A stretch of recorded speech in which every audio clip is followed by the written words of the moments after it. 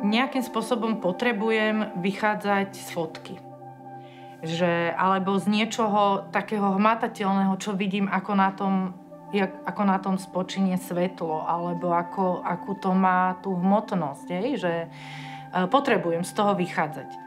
Skôr je to také, že dotýkanie sa toho, čo zažívam, čo mnou ako keby hýbe, ako sa mením ako človek a okolnosti okolo mňa, ale zároveň hľadám situácie, ktorých sa viem nejak dotknúť, aspoň teda očami vidieť, hej.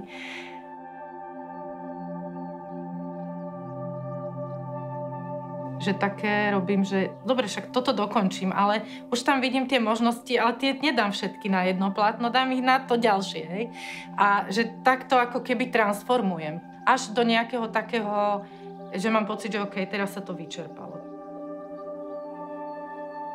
Jankine diela v podstate sú veľmi silné. Sú silné z viacerých dôvodov. Jeden z dôvodov je tá osobná skúsenosť, ktorú do toho vkladá. Je to človek, ktorý je ščítaný, ktorý je v obraze, čo sa týka vlastne kontextu dejín umenia, či už toho európskeho, alebo ako aj sama hovorí, teda toho východného, konkrétne japonského umenia a kultúry. Ono je veľmi prirodzené v podstate pre človeka ako takého, nielen pre umelcov, ale teda aj pre umelcov, že čerpajú najmä zo svojho prostredia, pretože im je to niečo, čo im je blízke. Ale zároveň niečo, čo je vzdialené, má ten nádych exotiky.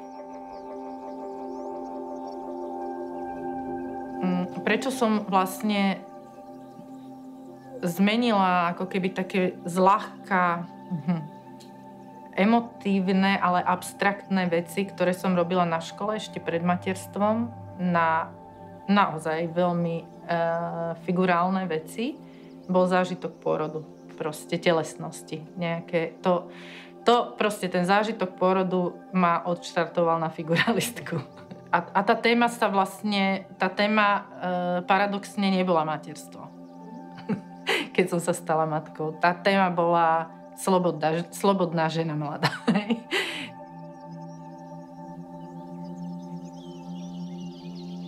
Ja som fakt malovala tie osobné veci, že išla som cez to, ako na to cez seba. Koho zaujímajú osobné veci? Že ja neviem, možno nikoho nezaujímajú osobné veci, ale ja som doteraz proste presvedčená, že čím si osobnejší, tým si ako všeobecnejší aj v istom zmysle. Myslím si, že pri svojej tvorbe nemá potrebu nevyhnutne zaťažovať percipienta svojou osobnou skúsenosťou.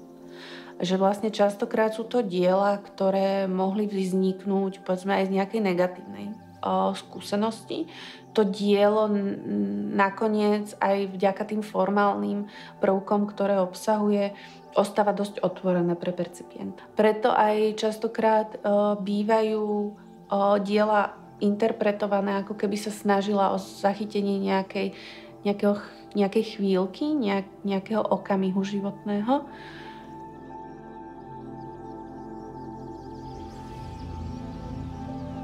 Nemám to úplne takto, že by som mohla za tých 30 rokov povedať, že toto je môj formát. Oni sa tak menia, tie formáty, že sú väčšie, menšie a to isté vlastne aj v tých technikách. Ale teraz som sa tak viac ako ustalila na tom oleji. Chcem mať tú hutnosť toho oleja, že takéto vrstvenie, že proste ten olej je preto olejom, že môže sa človek do toho vrácať viackrát, že má takéto, to materiálno, hej, také mekučké materiálno nejaké, hej, že to tam vlastne chcem dostať.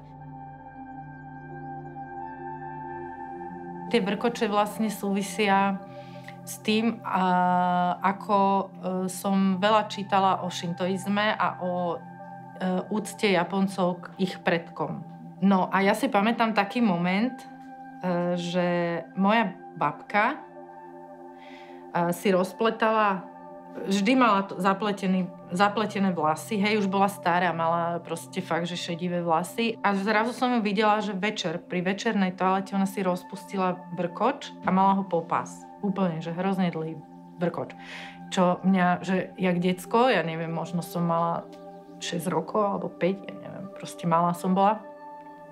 Úplne ma to, že šokovalo, že wow.